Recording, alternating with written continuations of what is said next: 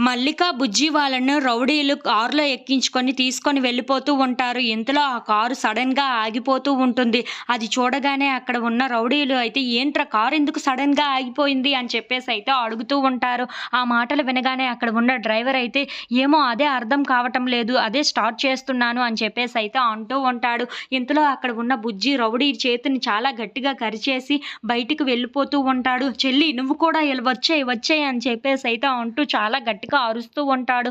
ఇంతలో అక్కడ ఉన్న రౌడీ మాత్రం "నా దగ్గర నుండి నువ్వు ఎలా తప్పించుకుంటావురా" అని చెప్పేసైతే తన చేతిని చాలా గట్టిగా పట్టుకుంటూ ఉంటాడు.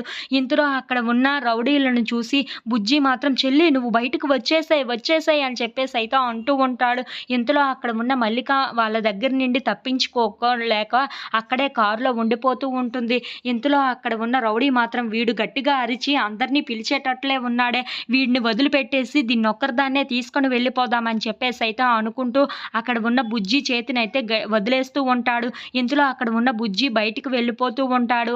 అది చూసి అక్కడ ఉన్న మల్లిక అయితే "అన్నయ్య, అన్నయ్య" అని చెప్పేసైతే చాలా గట్టిగా అరుస్తూ ఉంటుంది.